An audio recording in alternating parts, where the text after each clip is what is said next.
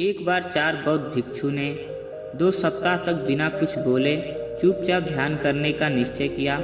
उन्होंने अपने इस अभ्यास के प्रतीक के रूप में एक मोमबत्ती जलाई, जो कि उन्हें हर वक्त यह याद दिलाती रहेगी उन्हें बिना कुछ बोले बस ध्यान करना है। इसके बाद उन भिक्षुओं ने ध्यान करना शुरू किया। पहले दिन की रात होते होते मोमबत्ती टिमटिमा कर बुझ गई।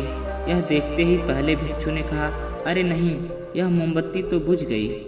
दूसरे भिक्षु ने कहा, हमें बात नहीं करनी चाहिए, हमने कुछ भी ना बोलने की कसम खाई थी। तीसरे भिक्षु ने कहा, तुम दोनों को बोलने की क्या जरूरत थी।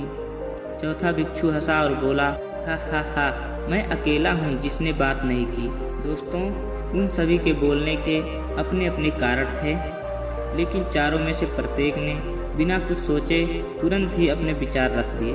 उनमें से किसी ने भी स्थिति को सुधारने का प्रयास नहीं किया। उसी आश्रम में उन चारों के अलावा एक बूढ़ा बुद्धिमान भिक्षु भी था। वह बिना कुछ बोले और उनकी तरफ बिना ध्यान दिए ही चुपचाप ध्यान करता रहा। इस तरह से उस बुद्धिमान भिक्षु ने बिना एक शब्द बोले उन चारों को ही उनकी गलती का एहसास करा दिया, जो कि वह चारों बोलकर नहीं कर पाए। बिना सोचे समझे ज़रूरत से अधिक बोलने पर हमें खुद ही लोगों के सामने शर्मिंदा होना पड़ता है। एक समझदार व्यक्ति कभी भी बिना मांगे किसी को सलाह नहीं देता, क्योंकि वह जानता है कि बिना मांगे दी गई सलाह का कोई मतलब नहीं होता और ना ही सामने वाला उस सलाह को मानता है।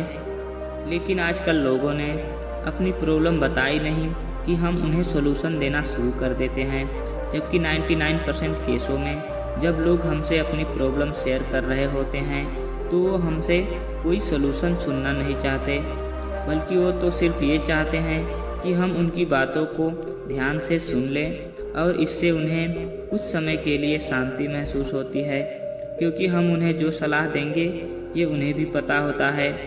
हर इंसान को पता है कि क्या सही है और क्या गलत है। इसलिए जब अगली बार हमसे कोई अपनी प्रॉब्लम शेयर करे तो हम बस उसके बातों को ध्यान से सुनें, उसे सलाह देना ना शुरू कर दें जब तक कि उसने मांगी ना हो, क्योंकि सामने वाला इंसान बस हमसे इतना ही चाहता है कि हम उसकी बातों को ध्यान से सुनें और समझें। ये बात तो आप लोगों ने भी सुनी होगी, हम जितना कम बोलते हैं उतने ही समझदार होते जाते हैं, और इसका उल्टा भी उतना ही सही है, जो जितना बुद्धिमान होगा उतना ही कम बोलेगा। दोस्तों, वीडियो अच्छा लगा हो तो लाइक कर दीजिए, और ऐसे ही वीडियो देखने के लिए हमारे चैनल को सब्सक्राइब कर दीजिए। मिलते हैं एक और नई कहानी के साथ, तब तक के लिए जय हिंद।